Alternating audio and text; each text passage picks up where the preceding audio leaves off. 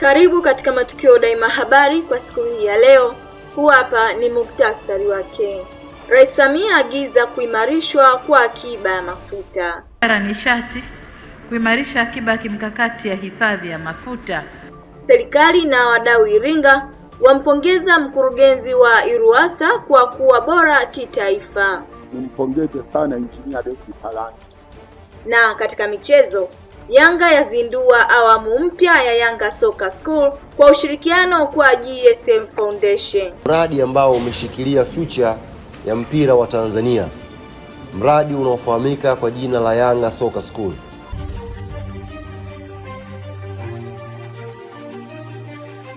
Hujambo mtazamaji na karibu katika Matukio Daima Habari.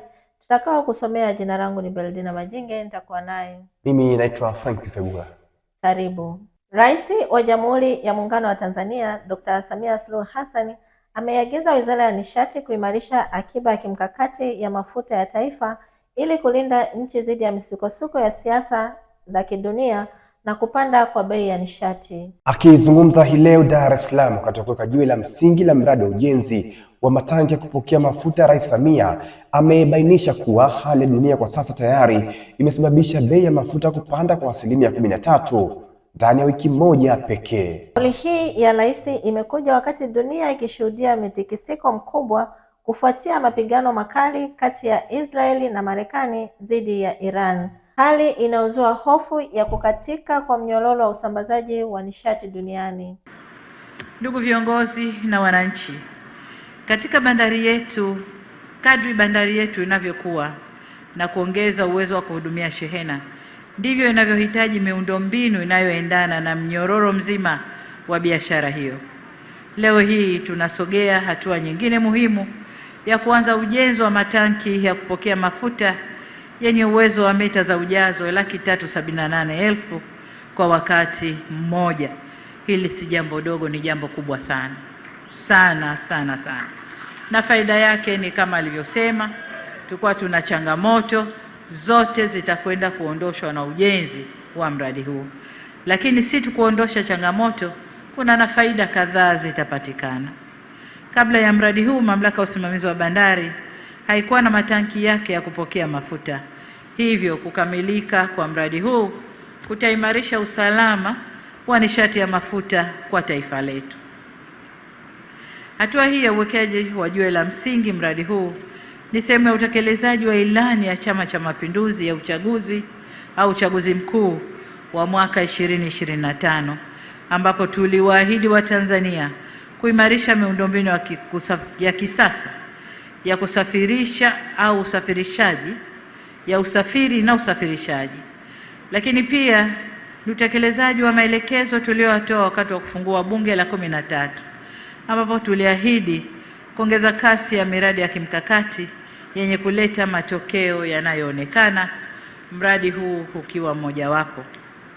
Ndugu viongozi na wananchi, kabla sijahitimisha hotuba yangu, naomba nijielekeze katika kutoa maelekezo mahsusi kama ifuatavyo. La kwanza, kwa Wizara ya Uchukuzi na Mamlaka ya Bandari Tanzania kuhakikisha mradi huu unatekelezwa kwa wakati na kwa ubora unaozingatia viwango vya kimataifa na uhifadhi wa mazingira kwa ujumla. Lakini pili, kwa Wizara ya Nishati kuimarisha akiba ya kimkakati ya hifadhi ya mafuta au National Strategic Petroleum Reserve ili kuongeza uwezo wa nchi kujilinda dhidi ya misukosuko ya kimataifa na nishati, ikiwemo mabadiliko ya bei katika soko la dunia. Kama tunavyoona, misukosuko iliyotokea hapa karibuni wiki iliyopita na tunayoendelea nayo tayari imeshapandisha bei ya mafuta kwa asilimia 13 mpaka jana. Sasa hatujui leo na siku zinazokwenda, lakini tumwombe Mungu watu wale wakae juu ya meza, wazungumze, wakubaliane na hii misukosuko iishe, ili dunia irudi katika hali ya kawaida kuendesha chumi za nchi zetu. Kwa hiyo ni vyema kutokana na mabadiliko hayo ya siasa za kidunia tukawa na mradi kama huu ili kujihakikishia usalama wa nishati hii ya mafuta.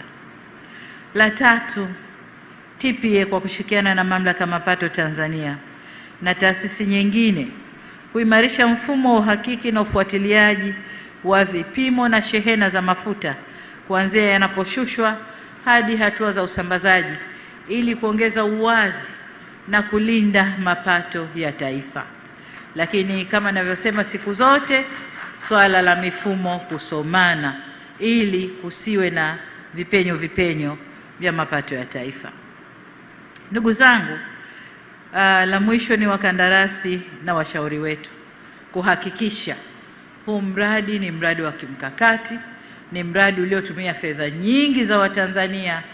Kwa hiyo watujengee kwa viwango vinavyotakiwa na watujengee umalizike kwa wakati ili tuanze kuutumia. Baada ya kusema hayo, ndugu zangu, sasa nitoe taarifa kwamba tayari nilishaweka jiwe la msingi na kwamba ujenzi wa mradi huu sasa uendelee au Machi mwaka. Mungu azibariki bandari zetu za Tanzania, abariki Mamlaka ya Bandari na wizara yetu ya uchukuzi, na asanteni sana kwa kunisikiliza. Na sasa ni mkoani Iringa ambapo tutaarifiwa kuwa wadau katika mkoa huo wamempongeza mkurugenzi wa Mamlaka ya Maji Safi na Usafi wa Mazingira Iringa, Mhandisi Davis Palangio kwa kuwa mkurugenzi bora wa Mamlaka za Maji Tanzania. Pongezi hizo zimetolewa leo wakati wa mkutano wa wadau wa Mamlaka ya Maji Safi na Usafi wa Mazingira uliofanyika katika ukumbi wa siasa ni kilimo mjini Iringa. Ameingia katika bodi ya IRUWASA, amekuwa mtendaji mwema mzuri sana. Mimi sijashangaa na namna ambavyo nchi hii wanatambua IRUWASA Iringa inavyofanya kazi kwa jitihada kubwa. Sisi wenyewe hiyo tunashuhudia, kwa sababu hata mkiwa mna tatizo linalohusiana na masuala ya maji kwenye maeneo yetu, wakipata taarifa kwa sasa ni mapema sana wanafika.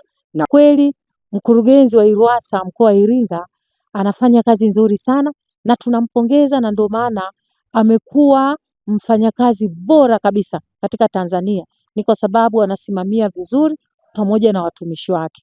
Mkutano huu wa wadau umeshirikisha wadau wa sekta ya maji pamoja na wadau mbalimbali wa taasisi ndani ya mkoa wa Iringa pamoja na viongozi wa siasa, ambapo mgeni rasmi katika mkutano huu ni mkuu wa mkoa wa Iringa aliyowakilishwa na mkuu wa wilaya ya Iringa Daktari Linda Serekwa. Akizungumza katika ufunguzi wa mkutano huu, Linda Serekwa ambaye mwakilisha mkuu wa mkoa anasema changamoto ni watu kutolipa bili zao kwa wakati. Ni imani yangu kwamba sote tutakwenda kufanya vizuri katika kulipa bili zetu kwa wakati.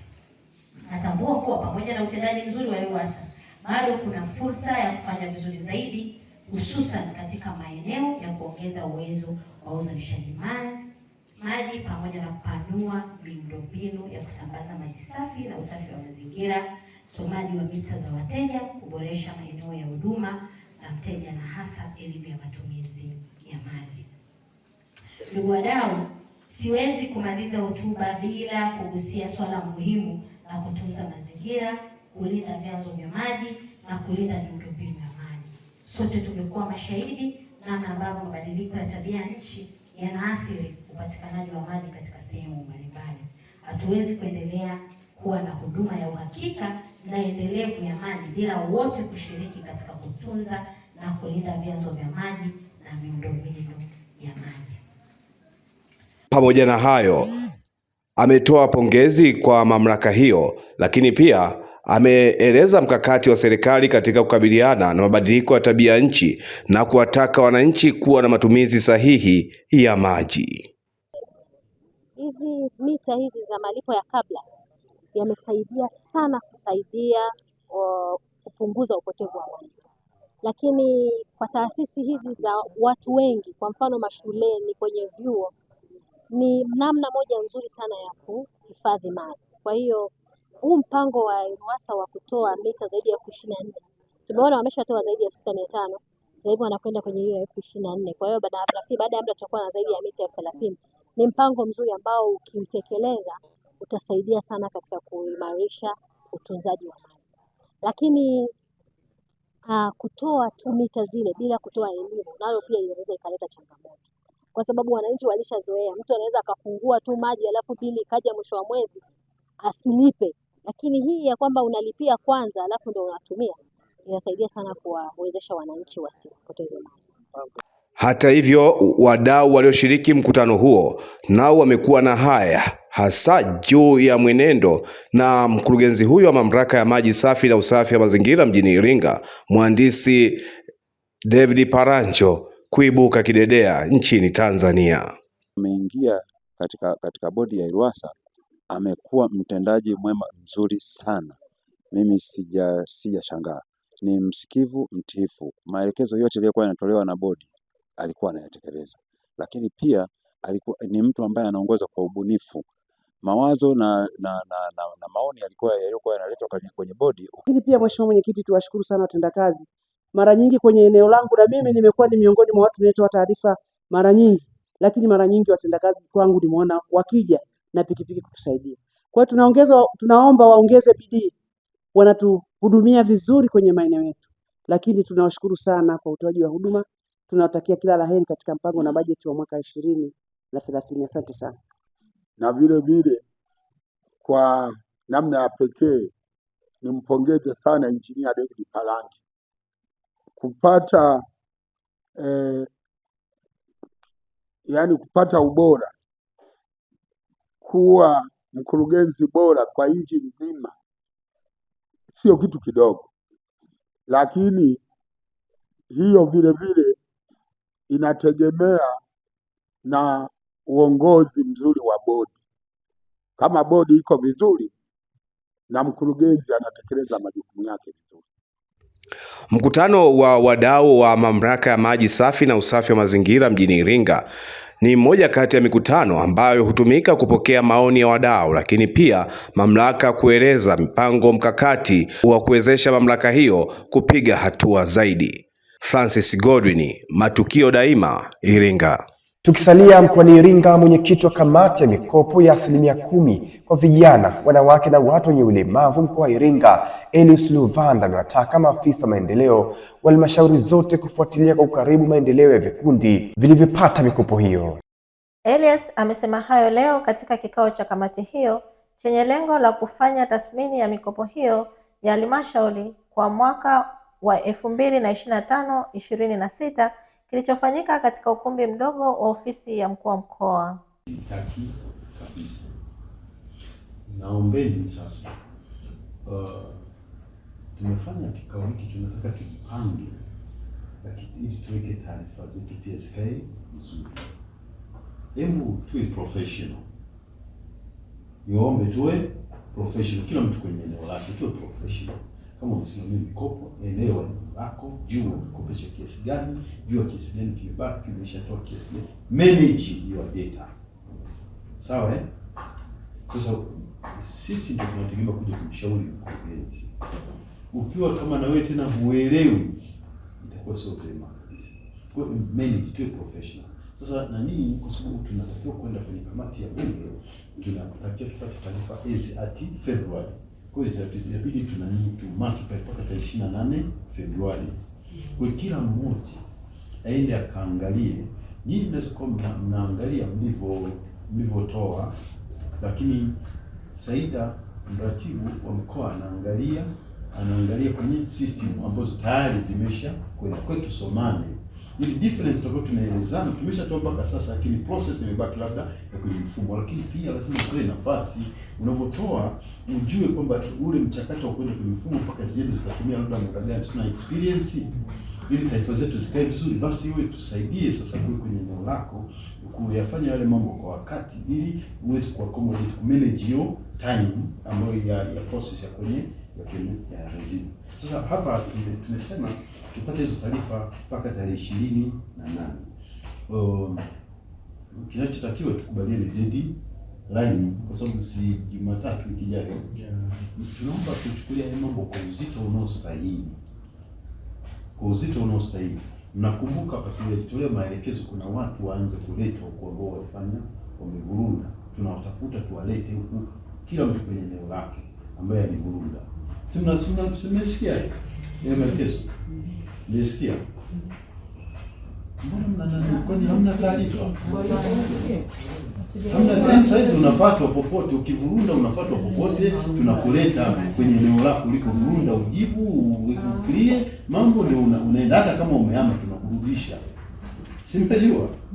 Yuko yule ananiacha maendeleo nani Sungula yuko. Anaambiwa arudi nani.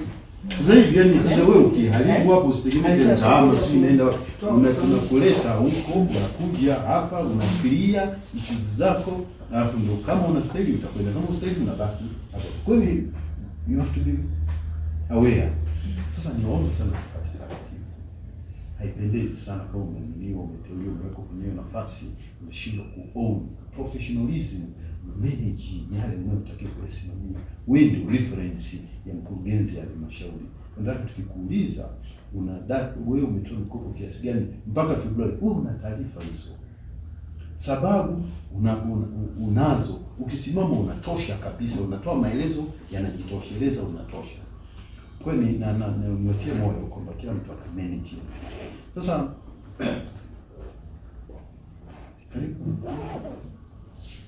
na tukielekea jijini Dar es Salaam, Mahakama Kuu ya Tanzania masijala ndogo ya jiji hilo imeyatupilia mbali mapingamizi yaliyowasilishwa na Said Issa Mohamed na wenzake kupinga kuunganishwa kwa Tundu Lissu katika kesi ya mgawanyo wa mali inayomkabili katibu mkuu wa Chadema pamoja na bodi ya wadhamini. Uamuzi huo umetolewa hii leo Machi 3, 2026 na Jaji Hamidu Mwanga ambaye alitupilia mbali mapingamizi mawili yaliyowekwa na wakili wa walalamikaji, akieleza kuwa hayakuwa na msingi wa kisheria wa kuzuia maombi ya kuunganishwa kwa Lissu katika shauri hilo. Leo maombi namba 28 9922 ya mwaka 2026 kati ya Tundu Antipas Lissu na wajibu maombi ambao wako watano, wakiwepo bodi ya wadhamini wa Chama cha Demokrasia na Maendeleo, katibu mkuu pamoja na Said Issa Mohamed na Ahmed Rashid Hamis na Maulida Ana Com, ambapo ni maombi yaliyofunguliwa na mwenyekiti wa chama kuomba kujumuika au kujumuishwa katika kesi ya msingi maarufu kama kesi ambayo inaitwa mali za chama. Katika maombi haya yalisikizwa tarehe iliyopita na wenzetu, kwa maana mjibu maombi namba 1 na mjibu maombi namba 2 ambaye ni Said Issa Mohamed, Ahmed Rashid Hamis na Maulida Ana Com walileta mapingamizi matatu. Na tulipoanza kusikiliza wakatoa pingamizi moja, yakabaki mawili. Pingamizi la kwanza ni kwamba wanasema mwenyekiti hana miguu ya kusimamia, kwa maana locus standi ya kuomba kujumuishwa katika kesi ya msingi. Na pingamizi lao la pili walisema kwamba hati ya kiapo ina kasoro za kisheria kwa sababu mwenyekiti hajaonyesha chanzo cha taarifa za kila ambacho ameweza kukiandika kwenye hati ya kiapo. Na tulisikilizwa, baada ya kusikilizwa leo uamuzi umetoka ni kwamba mapingamizi yote mawili yametupiliwa mbali na kesi au maombi hayo yamepangwa tarehe 6 saa 3 asubuhi siku ya Ijumaa kwa ajili ya kusikilizwa. Na mahakama itatoa uamuzi either ajumuishwe kwenye kesi ya msingi au asijumuishwe. Hicho ndio kilichojiri hapa mahakamani. Na tukielekea mkoani Iringa, moto mkubwa umezua taharuki katika kijiji cha Tosamaganga jana majira ya jioni na kupelekea kufanya uharibifu wa jengo la Roman Katoliki linalomilikiwa na hospitali teule ya Tosamaganga. Taarifa zaidi na Francis Godwin ambaye alifika eneo la tukio.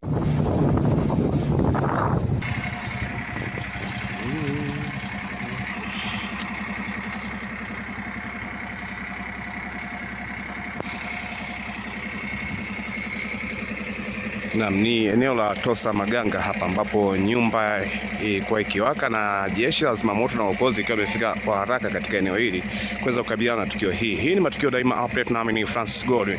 Haraka zaidi tukikuwa update kile kinachotokea.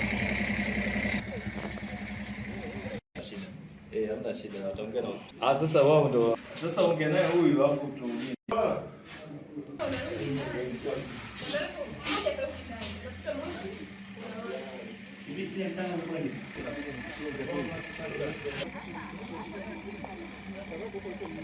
Nani?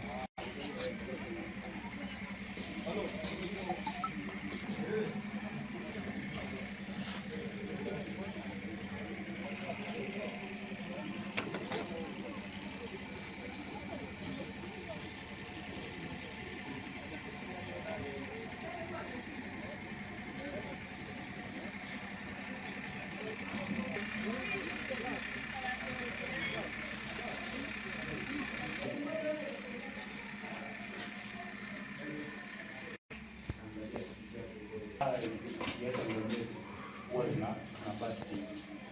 Kichemka ina basti. Hizo taa ni nzuri. Kwa mna mtu ndani, sasa jibu ndio inaona ndani. Maana na mtoto anaposema moto amesema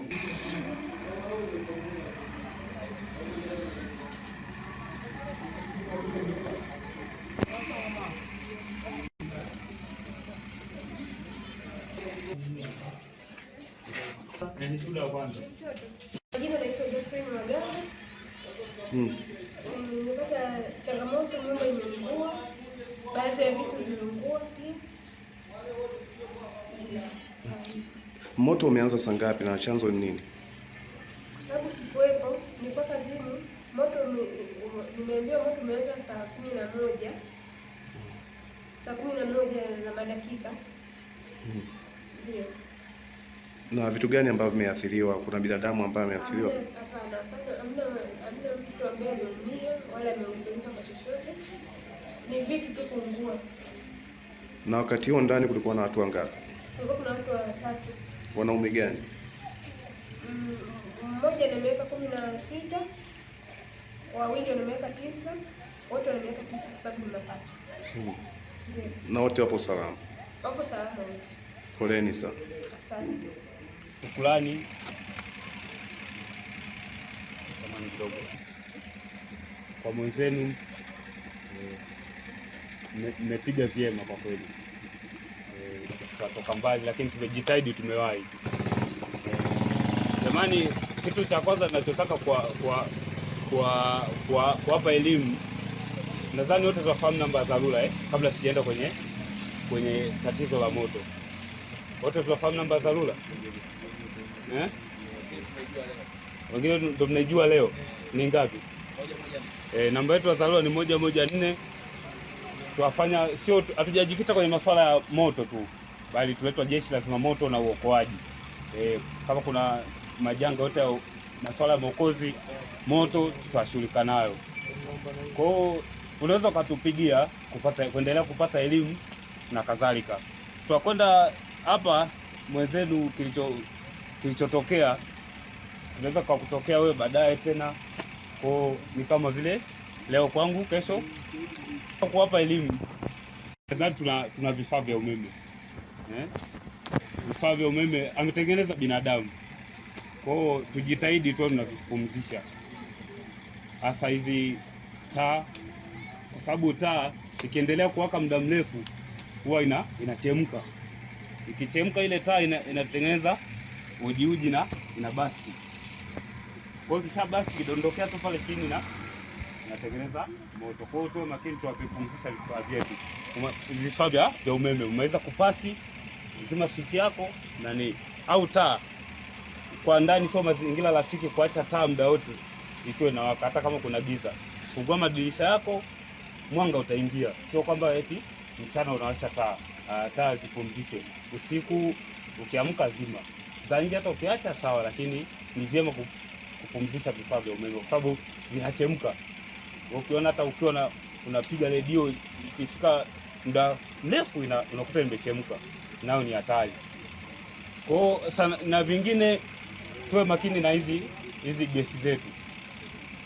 Leo unajua inapotokea majanga lazima tutoe elimu, hata tusipo tunapunguza tuwe na makini na hizi gesi ya kwa watu tumerahisishiwa sasa hizi nishati safi kwa matumizi ya kupikia. Kwa hiyo tuwe makini nazo ni hatari sana.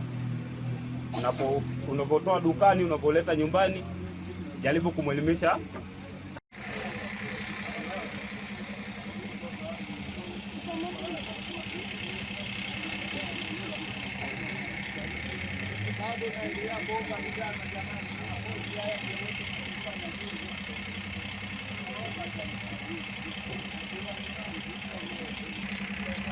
Na hapa ni Tosa Maganga ama Ipamba, ambapo tukio hili la moto limetokea majira haya ya jioni leo tarehe 2, na hivyo kupelekea taharuki katika eneo hili.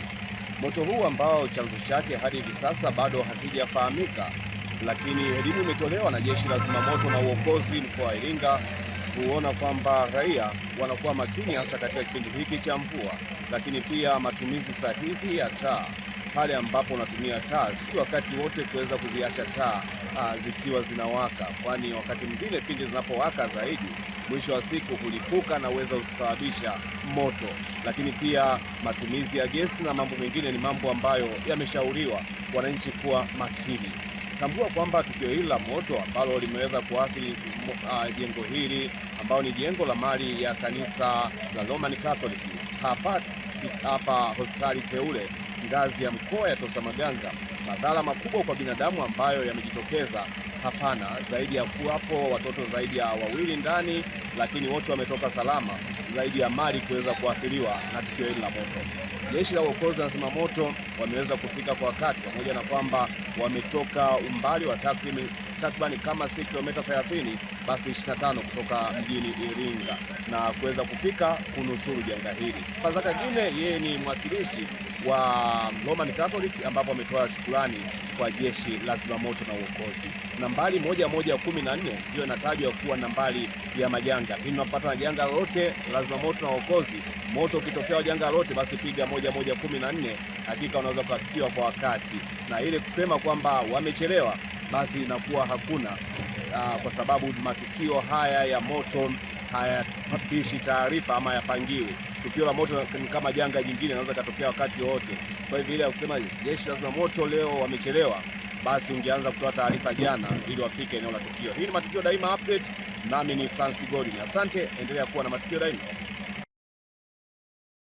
Nako jijini Dar es Salaam, shujaa wa sickle cell Selimundu ambaye pia ni mwanzilishi na mkurugenzi wa jumuiya ya watu wanaoishi na sickle cell nchini, Bi Arafa Salim Said ametoa wito kwa jamii kuendelea kufanya matendo mema ya kila siku, ikiwemo kusaidia wengine na hata kuonesha tabasamu, kwani inasaidia katika matendo mema ya kila siku. Bi Arafa Said ameyasema hayo katika kongamano maalum lililoandaliwa na Good Deeds Day Tanzania, likiwa na lengo la kuwajengea uwezo na kuwahamasisha kuhusu umuhimu wa matendo mema katika kusaidia jamii. Kwa majina naitwa Arafa Salim Said. Mimi ni mwanzilishi wa jumuiya ya watu wanaishi na sickle cell. Ninapenda kufanya matendo mema kwa sababu naamini katika hii dunia kila mmoja amekuja na kusudi lake, na mimi naamini kusaidia watu ili kuwafikia katika malengo yao, na napenda kufanya kazi na Good Deeds kwa sababu naona moja ya purpose yangu katika maisha inatumia kupitia wao. Umekuwa unaendesha asasi ya watu ambao wanaishi na sickle cell. Unawasaidiaje kwa ukaribu? Okay, mimi nikiwa kama mwasisi wa jumuiya ya watu wanaishi na sickle cell, lakini pia mimi nikiwa mmoja wao ambao ninaishi na sickle cell disease, nina kikubwa ambacho nasaidia ni kuhakikisha elimu inapatikana kuhusu sickle cell, lakini pia sisi kama mashujaa tunaishi na sickle cell kuamini na kujikubali, na pia kujua kuwa maisha hayaishi hapa. Kuna sickle cell lakini maisha hayataishi hapa. Kuna mengi ambayo yanaweza kufanyika nje ya kuwa na sickle cell, lakini pia mto wangu pia kuwa kwa jamii kupima na kujijua hali zao za sickle cell mapema, na pia kuto kunyanyapaa mgonjwa wa sickle cell, na pia kuwa mjanja na kujua sickle cell zaidi. Shujaa wa sickle cell, una ujumbe gani kwa miaka hii 20 ya Good Deeds? Tuendelee kufanya matendo mema kila siku. Hata smile yangu ni tendo mema. Kwa hiyo kama huwezi kufanya kitu chochote, basi mpe tabasamu yako.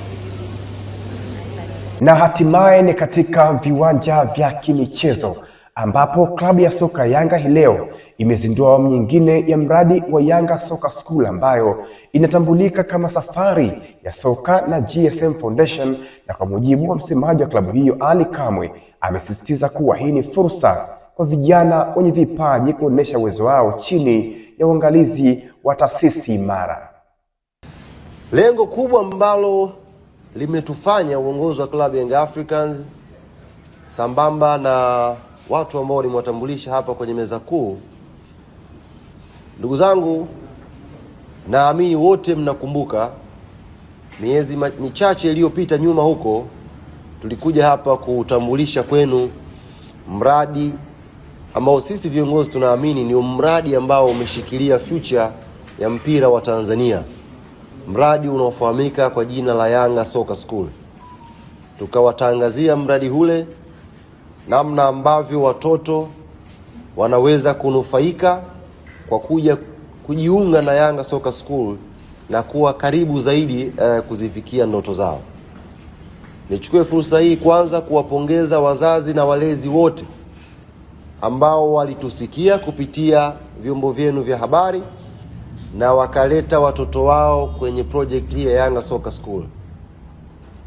Watoto wale katika miezi hii michache ambao wamekuja kukaa na wataalamu kwenye viwanja vya Muhimbili pale,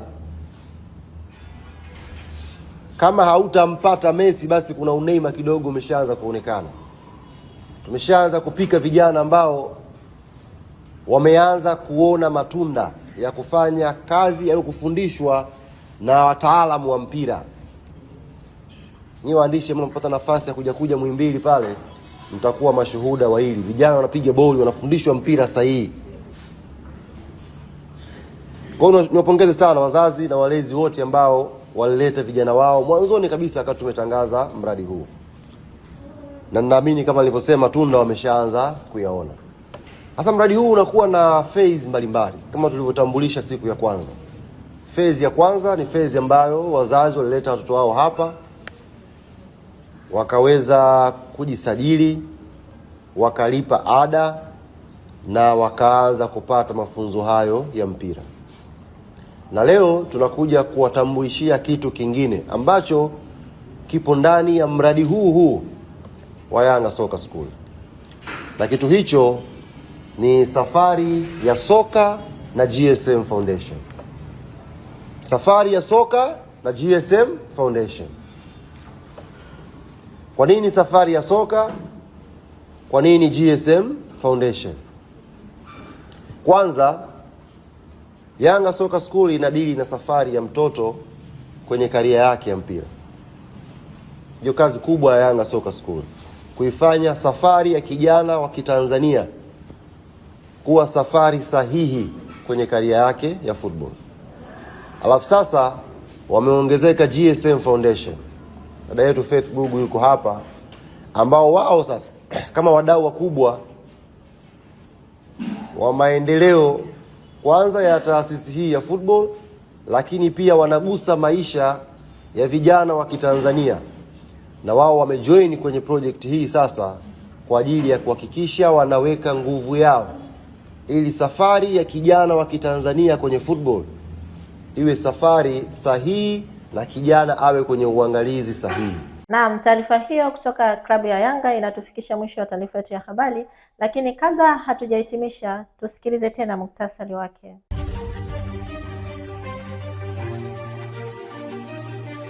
Karibu katika Matukio Daima habari kwa siku hii ya leo.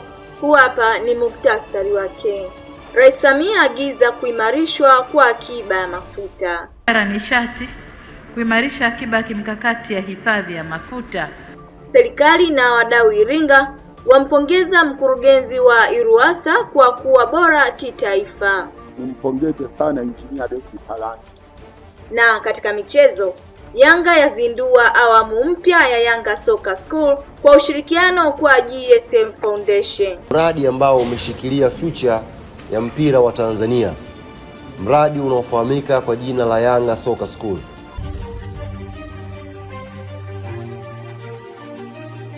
Naam, kwa niaba ya wote waliosikika na kuandaa taarifa hizi, jina langu ni Bernardina Majenge, lakini sikuwa peke yangu, nilikuwa na mwenzangu. Mimi naitwa Frank Vegula.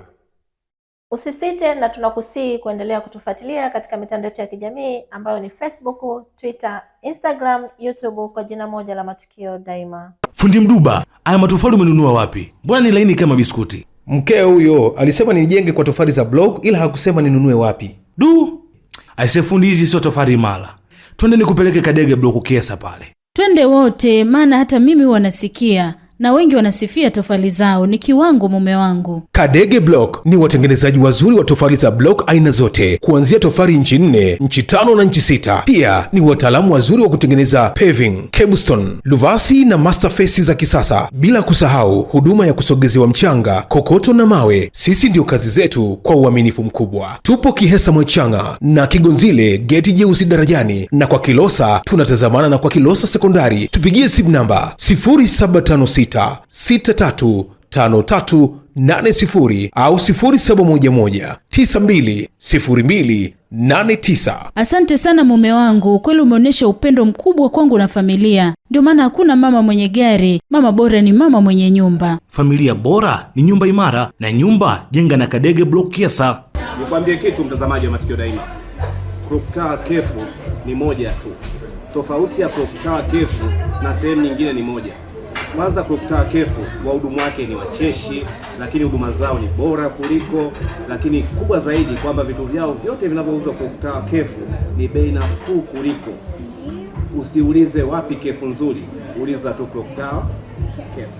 Clock Tower Cave tupo jirani na mnara wa saa katikati ya mji wa Iringa. Tupo wazi kuanzia Jumatatu hadi Jumapili. Tupigie simu namba 0677 220 022 au 0657 366 667. Clock Tower Cave Iringa, ladha inayounganisha wapenzi. Ndio, Clock Tower Cave, home of delicious meals.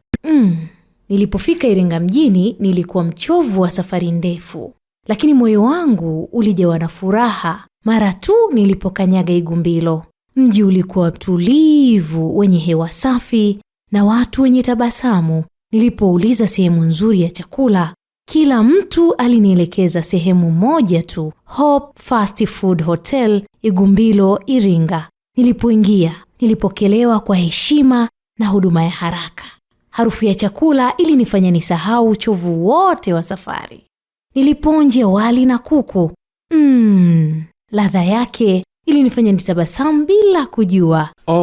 Ni simulizi nzuri, nimeipenda. Nitaweka kwenye folder la kumbukumbu zangu ili ukumbuke kuwa simulizi hii inaendelea kuishi. Hope Fast Food Hotel Igumbilo, Iringa inathamini safari yako, na thamani yako ni pamoja na chakula kizuri kwa gharama nafuu. Hope Fast Food Hotel Igumbilo, Iringa. Tupo Iringa mjini. Kwako wewe msafiri wapo Iringa, karibu tukuhudumie. Tupigie simu namba 0762 173293. Hope Fast Food Igumbilo, Iringa. Furaha yako inasindikizwa na chakula kitamu. Karibu Iringa, karibu LM Lodge. Hapa ndipo penyewe. Vyumba vyetu ni kiwango cha gharama nafuu zaidi. LM Lodge hapa ni free wifi, kifungua kinywa zaidi ya nyumbani, maji ya moto wakati wote, parking ya uhakika na ulinzi kama jeshini. LM Lodge tunapatikana Kichangani, Iringa mjini. Tupigie simu namba 0745820310 ama 0678886657. LM Lodge, hapa ni comfort zone.